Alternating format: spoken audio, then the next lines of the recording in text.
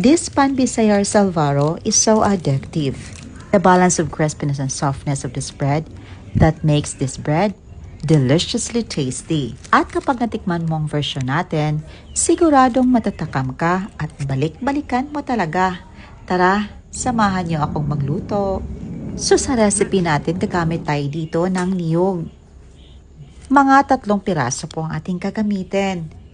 Gumamit tayo dito ng 3 1/2 cups of grated coconut. 2 cups of muscovado sugar. Pwede ding brown sugar yung gamitin. Nag-add din tayo ng 1 1/4 cups evaporated milk. Mix lang natin to fully combine. At ito na ang ating coconut mixture. I-set aside muna natin. Nag-add tayo ng 1 3/4 teaspoon of fine salt. In a separate bowl, nag-add tayo ng 4 cups of all-purpose flour. 2 tablespoon instant dried yeast. Make a well in the center. At i-add na natin ang ating coconut mixture. Paghaluin lang ito until na fully mix ang mga ingredients. At kapag naging ganito na, ready na para i-bake. Gamit lang tayo dito ng kinupit na dahon ng saging.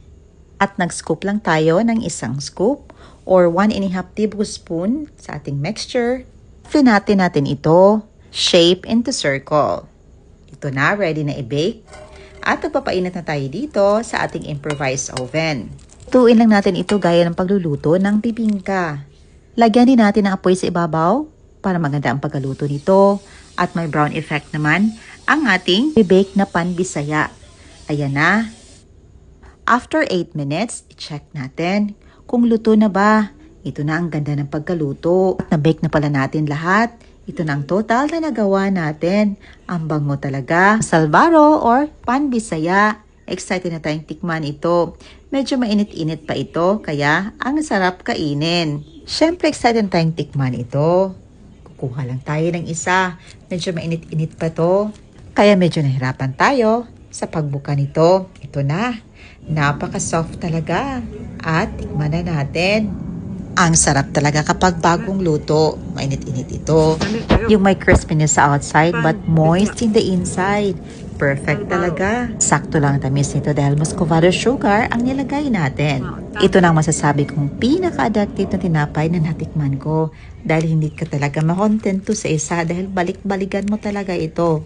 Dahil sa sarap na hindi ka magsasawa. Kinabukasan, may natira pa, nilagay ko lang sa loob ng refrigerator at ininit ko lang ito sa oven. Ang sarap pa din, ipares sa kape o kung anumang inumin. At yung anak ko, napadami talaga ang kain. Pwede din itong pangbaon ng mga bata sa eskwela, pang negosyo, dahil I'm sure na mabenta ito. Kaya ilista nyo na ang full ingredients nito at subukan nyo na din. Ayan lang po. Salamat sa panonood. See you in my next vlog. God bless you all and stay safe everyone. Bye and enjoy!